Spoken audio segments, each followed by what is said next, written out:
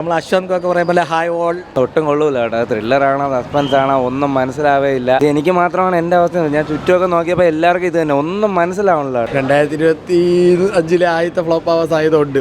ചില ടൈമുകളിൽ ചില കൺഫ്യൂഷൻസ് ഉണ്ടാവും, പക്ഷേ അത് ശ്രദ്ധിച്ചിരുന്നു കഴിഞ്ഞാൽ നന്നായിട്ട് വർക്കാവും. ശോകം മൊത്തത്തിൽ ശോകമാണ്. കുറച്ച് വലിച്ചു നീട്ടുന്നുണ്ട്. എന്നുവെച്ചാൽ എന്തൊക്കെയോ പറയാൻ ഉദ്ദേശിച്ചത് കുറേ കാര്യങ്ങളിലൂടെ കുറേ ട്വിസ്റ്റ് കൊണ്ടുവരാൻ ശ്രമിച്ചു. അങ്ങനെ നമ്മളെ കുറച്ച് നല്ല മൈൻഡ് ഔട്ട് ആയിട്ട് ഇരുന്നാൽ മാത്രമേ നമുക്ക് കാണാൻ പറ്റുള്ളൂ. കാരണം ഒത്തിരി ബ്രെയിൻ യൂസ് ചെയ്യേണ്ടിരുന്നാൽ ഓക്കെയാണ്. റേറ്റിംഗ് കൊടുക്കുകയാണെങ്കിൽ നമുക്ക് 5-ൽ 4 കൊടുക്കാം. അപ്പുറത്തേക്ക് ലൈക്ക് സെക്യൂരിറ്റി നമ്മൾ എടുത്തിട്ട് ഇരിക്കുക.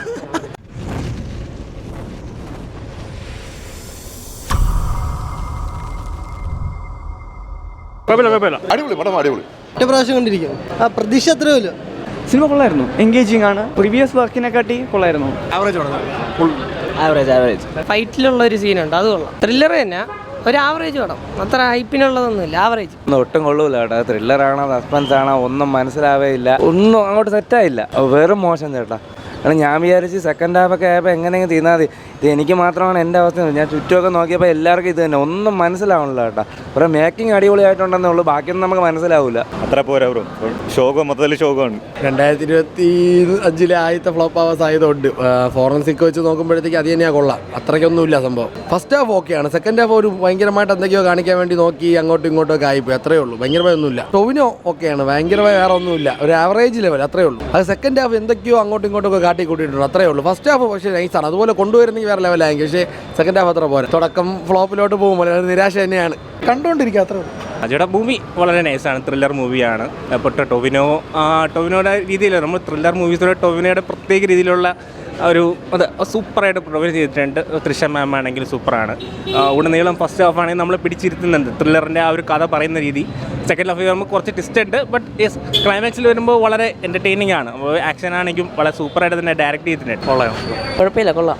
കുറച്ച് വലിച്ചു നീട്ടുന്നുണ്ട്. എന്നുവെച്ചാൽ എന്തൊക്കെയോ പറയാൻ ഉദ്ദേശിച്ചത് കുറേ കാര്യങ്ങളിലൂടെ കുറേ ട്വിസ്റ്റ് കൊണ്ടുവരാൻ ശ്രമിച്ചു. അങ്ങനെയാണ് കുറച്ച് വലിച്ചു നീട്ടി എല്ലാവർക്കും കൺഫ്യൂസിങ് ആയിപ്പോയി കുറേ.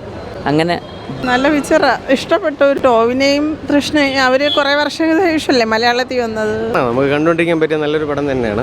വലിയ എക്സ്പെക്റ്റേഷൻസ് ഒന്നും ഇല്ലെങ്കിൽ പോലും നമുക്ക് തിയേറ്ററിൽ ഒന്ന് കാണാൻ പറ്റിയ പടം തന്നെയാണ്. ഇല്ല, അത് നമ്മളെ കുറച്ച് നല്ല മൈൻഡ് ഔട്ടായിട്ട് ഇരുന്നാൽ മാത്രമേ നമുക്ക് കാണാൻ പറ്റുള്ളൂ. കാരണം ത്രില്ല് നമുക്ക് കൊണ്ടുപോകുന്നുണ്ട്.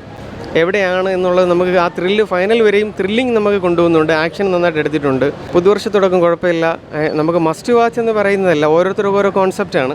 കണ്ടുകൊണ്ടിരിക്കാം, കുഴപ്പമില്ല. It's A good theatre experience. നന്നായിട്ടുണ്ട്, നല്ലതായിട്ട്. ടൊവിനോയുടെ വൺ ഓഫ് ദി ബെസ്റ്റ് മൂവിയാണ് എനിക്ക് തോന്നി. ഇല്ല, കുറച്ച് ലോജിക്കലോ ഒത്തിരി ബ്രെയിൻ യൂസ് ചെയ്യേണ്ടിരുന്നാൽ ഓക്കെയാണ്.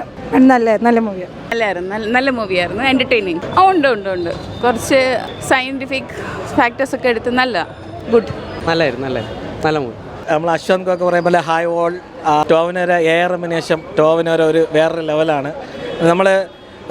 നമ്മൾ ആദ്യം ആരും പ്രതീക്ഷിക്കില്ല ഈ ഒരു ത്രില്ലർ സാധനം ഇങ്ങനെ പോയി ആൾക്കാരെ പിടിച്ചിരുത്തും. ഇൻ്റർവെല്ലിന് ശേഷം ടോവിനോര ഒരു എൻട്രി ഉണ്ട്. അതെന്തായാലും എല്ലാവരും കാണേണ്ട ഒരു സാധനം തന്നെ, എക്സ്പീരിയൻസ് ആണ്. ഒരു തെലുങ്ക് പടത്തിൻ്റെയൊക്കെ വേറൊരു ലെവൽ സാധനം നിൽക്കും. ടോവിനോനെ നമ്മളിങ്ങനെ കണ്ടിട്ടില്ല. ടോവിനോര ഈ ഒരു സാധനം നമ്മളിങ്ങനെ ഒരു സാധനം കണ്ടിട്ടില്ല.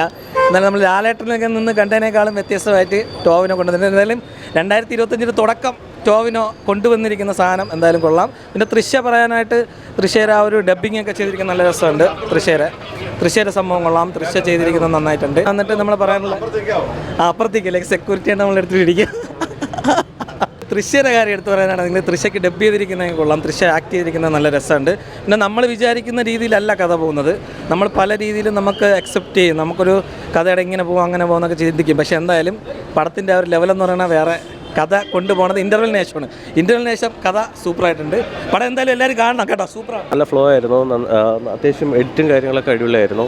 ക്ലൈമാക്സ് ആണെങ്കിലും നന്നായിട്ട് വർക്കായിട്ടുണ്ട്. ഇൻ്റർവൽ പഞ്ചും ക്ലൈമാക്സ് ഒക്കെ നന്നായിട്ടുണ്ടായിരുന്നു. ടോവിനോയുടെ ആക്ടിങ് വൈസ് ആയാലും ഫൈറ്റ് വൈസ് ആയാലും എല്ലാം നന്നായിരുന്നു. കണക്റ്റ് ആവുന്നില്ല എന്ന് വെച്ച് കഴിഞ്ഞാൽ ചില ടൈമുകളിൽ ചില കൺഫ്യൂഷൻസ് ഉണ്ടാവും, പക്ഷേ അത് ശ്രദ്ധിച്ചിരുന്നു കഴിഞ്ഞാൽ നന്നായിട്ട് വർക്കാവും. നല്ല മൂവി, തീരെ ബോറായില്ല. ഫസ്റ്റ് ടു എൻഡ് മൊത്തം കണ്ടിരുന്നു. Tovino rocked seriously. Body fights എല്ലാം സൂപ്പർ. കുറേ കാലത്തിന് ശേഷം ഫോറൻസിക് പോലത്തെ ഒരു പടം കാണാൻ പറ്റി. റേറ്റിംഗ് കൊടുക്കുകയാണെങ്കിൽ നമുക്ക് 5-ൽ 4 കൊടുക്കാം. പിന്നെ എന്താ വെച്ചാൽ ടോവിനോ രക്ഷയില്ല. എല്ലാവരും പക്ക അഭിനയമായിരുന്നു. ഒഴിവാക്കാൻ പറ്റിയ കാര്യങ്ങളൊന്നും ഒന്നുമില്ല.